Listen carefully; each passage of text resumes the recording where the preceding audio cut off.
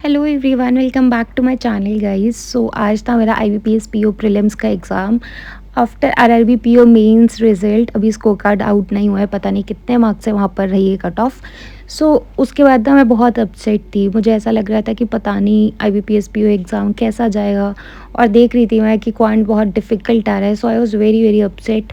बस ये था कि कैसे भी आईबीपीएस पीओ एग्ज़ाम क्लियर करना है, कुछ भी करके कितनी भी मेहनत करनी पड़े एग्ज़ाम क्लियर करना है।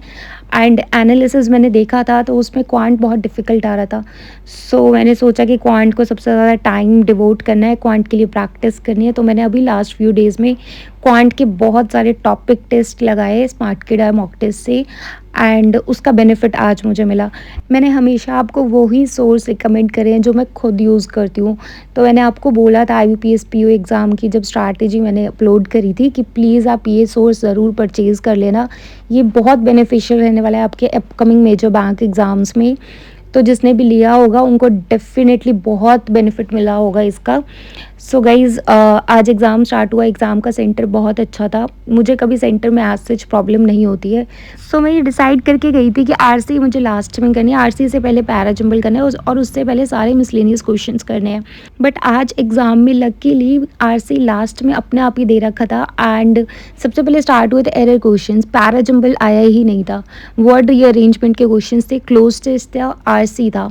आरसी में गाइज मेरे को ना सिनोनिम एंटोनिम क्या पूछा हुआ था ये याद नहीं है, बट एक का आंसर करंट था। ऑडेसिटी का एक वर्ड था जिसमें पूछा था पता नहीं सिनोनिम या एंटोनिम। वहाँ पर ऑप्शंस में ना मुझे बहुत कन्फ्यूजन हो रही थी, तो ये एक क्वेश्चन मैंने इंग्लिश में नहीं करा है अटेम्प्ट। एंड एक 4C करके भी था, जितने मुझे वर्ड्स याद है वो मैंने यहाँ लिख दिए। रीजनिंग में कुछ ज़्यादा ही याद है। तो इंग्लिश में मैंने सिर्फ ये एक क्वेश्चन नहीं करा ऑडेसिटी वाला, इसके अलावा मैंने सारे क्वेश्चंस करे हैं। एंड एरर क्वेश्चंस में आई थिंक एक क्वेश्चन में नन इज़ करेक्ट करके भी आंसर था, बट मुझे ना 100% याद नहीं है इंग्लिश में मैं क्या मार्क करके आई हूँ क्या नहीं। अब बात करते हैं क्वांट सेक्शन की। गाइज मैंने आपको इतनी बार बोला है ना कि जो भी सेक्शन आपका वीक है वो लास्ट क्वेश्चन से स्टार्ट करो, और आज भी सेम यही हुआ कि लास्ट क्वेश्चन से मैंने स्टार्ट किया और लास्ट में सबसे इजी क्वेश्चंस दिए हुए थे। लास्ट में क्वाड्रेटिक इक्वेशन के 5 क्वेश्चंस थे, वो मैंने सबसे पहले अटेम्प्ट करे क्वांट सेक्शन में, एंड वो इतने इजी थे कि 1.5 मिनट्स में मैंने 5 क्वेश्चंस कर लिए थे क्वाड्रेटिक इक्वेशन के। ठीक है, उसके बाद क्योंकि मैं जब जा रही थी लास्ट क्वेश्चन की साइड तो मैंने बीच बीच में देखा था कि क्या क्या क्वेश्चंस आए हुए हैं। देन मैंने जंप करा रॉन्ग नंबर सीरीज़ पर। रॉन्ग नंबर सीरीज़ गाइस थोड़ी सी टाइम टेकिंग थी, बट मैंने कर ली थी। थोड़ी सी ट्रिकी थी। मैं सोच कर गई थी कि मुझे अरिथमेटिक नहीं करना है, स्पीड मैथ से मार्क्स लेने हैं और डीआई अटेम्प्ट करनी है, कैसलेट करनी है अगर कैसलेट आएगी तो। अप्रॉक्सीमेशन सिंप्लीफिकेशन का कोई क्वेश्चन नहीं आया था, सिर्फ क्वाड्रेटिक इक्वेशन और रॉन्ग नंबर सीरीज़ आई हुई थी। उसके बाद 2 डीआई आई हुई थी, मुझे बिल्कुल भी याद नहीं है, मेल फीमेल कुछ ऐसे करके थे। वो मेरा 100% करेक्ट है आंसर सारे क्वेश्चंस में। थोड़ा सा टाइम टेकिंग था लेकिन मैंने कर लिए थे अटेम्प्ट। मैं आपको ना इस वीडियो के लास्ट में बताऊंगी कि किस सेक्शन में मैंने कितने अटेम्प्ट करे हैं। तो क्वांट में मैंने सिर्फ इतना ही अटेम्प्ट करा है, quadratic equation, wrong number series और 2 डीआई मैंने अटेम्प्ट करी है, सारे क्वेश्चंस करे थे उसमें। अब बात करते हैं रीजनिंग की। तो गाइज रीजनिंग में एक क्वेश्चन था वर्ड पेयर वाला, उसमें मैंने मार्क करा है नन, क्योंकि कोई भी पेयर वहाँ पर नहीं बन रहा था। आप ना मुझे बता देना, आंसर्स चेक कर लेना, हो सकता है मेरे आंसर गलत हो तो आप कमेंट कर सकते हो। मैंने जो करा है मैं वो बता रही हूँ। वर्ड फॉर्मेशन में मैंने एसिड वर्ड फॉर्म करा था, उसके अलावा मुझे ध्यान नहीं आया था उस टाइम, पता नहीं ये सही होगा या गलत होगा। एक ऑड वन करके क्वेश्चन था है ना, उसमें लास्ट के 2 लेटर्स मुझे याद है एम और पी थे, फर्स्ट लेटर एल या फिर आई था, मुझे याद नहीं है एग्जैक्टली। ये वाला मैंने मार्क करा था। उसके बाद एक क्वेश्चन था जिसमें -2 करना था और -1 करना था है ना, तो उसमें मैंने मार्क करा था ओनली 5। आप प्लीज़ मुझे ना आंसर्स बता देना कमेंट सेक्शन में, हो सकता है मैंने भी गलत करे हो तो आप बता सकते हो। मैंने जो मार्क करे मैं आपको वो बता रही हूँ। उसके बाद सिलॉजिज्म के क्वेश्चंस थे, बहुत इजी क्वेश्चंस थे। तो मैं किस सीक्वेंस में गई थी रीजनिंग में कि मैंने ना सबसे पहले तो स्टार्टिंग में जो क्वेश्चंस आए वो करे।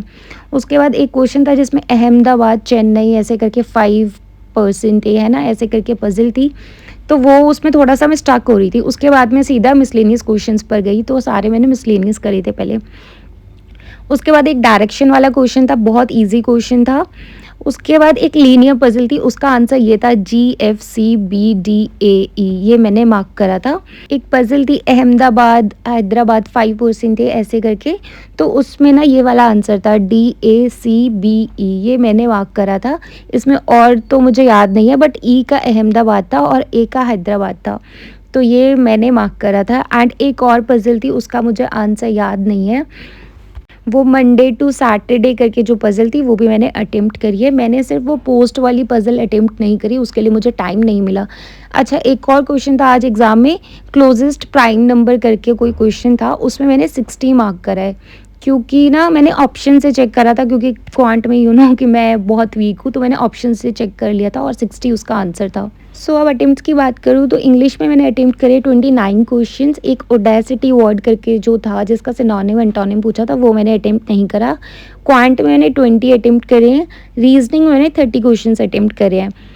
रीजनिंग में मैंने पोस्ट बेस्ड वाली क्वेश्चन नहीं करी और एक और क्वेश्चन नहीं करा था, शायद याद नहीं है। 30 अटेम्प्ट करे मैंने रीजनिंग में, क्वांट में 20 एंड इंग्लिश में 29, तो टोटल अटेम्प्ट से 79। गाइज ये मेरा बेस्ट पीओ एग्ज़ाम था। मतलब मैं इतना डरी हुई थी ना आरआरबी पीओ के बाद से, कि मुझे लग रहा था पता नहीं कैसा होगा कैसा होगा। क्वांट की इतनी प्रैक्टिस करी थी स्मार्टकीड़ा टॉपिक टेस्ट से, एंड डीआई प्रैक्टिस करी, कैसलेट प्रैक्टिस करी, बहुत सारी प्रैक्टिस करी थी, और आज बहुत अच्छा एग्ज़ाम हुआ है। शायद पीओ एग्ज़ाम मेरा इससे अच्छा कभी भी नहीं हुआ, ये बेस्ट एग्ज़ाम था। एग्ज़ाम लेवल की बात करूँ तो इंग्लिश थोड़ी सी आप इजी टू मॉडरेट बोल सकते हो, इजी नहीं बोलेंगे क्योंकि जो ऑप्शंस थे ना वो थोड़े से ट्रिकी थे और लेंदी क्वेश्चंस थे। क्वांट की बात करूँ तो क्वांट मॉडरेट था आई थिंक, और मुझे तो हमेशा मॉडरेट ही लगता है। रीजनिंग भी इजी टू मॉडरेट आप बोल सकते हो, मतलब पीओ लेवल था, सिर्फ क्वांट के अलावा क्वांट थोड़ा सा डिफ़िकल्ट साइड था, वरना इंग्लिश और रीजनिंग जैसा पीओ में लेवल होता है वैसा ही था, ज़्यादा डिफ़िकल्ट भी नहीं था, ज़्यादा इजी भी नहीं था। और सारे सेक्शंस में मुझे फुल टाइम लगा है, ऐसा कुछ नहीं था कहीं पर मुझे 1 मिनट मिल रहा हो, नहीं ऐसा नहीं था। इंग्लिश में येस मुझे 1 मिनट का टाइम बचा था, तब मैंने एरर क्वेश्चंस फिर से पढ़ लिए थे कि कोई गलत मार्क ना हो गया, बाकी पूरा टाइम लगा है मुझे एग्ज़ाम देने में। सो यही था, I am very happy with my performance today, मतलब एक्सपेक्टेड नहीं था इतना अच्छा एग्ज़ाम जाएगा। अब next RBI assistant, IBPS clerk mains, IBPS PO mains, बहुत मेजर एग्ज़ाम्स आ रहे हैं, बहुत मेहनत करने की ज़रूरत है। I will post strategy video soon. So guys RRB PO interview जिसका है वो भी बहुत अच्छे से मेहनत करो, मेंस है बहुत अच्छे से मेहनत करो। So yes guys, this was all about this video. Thank you so much, bye bye and take care.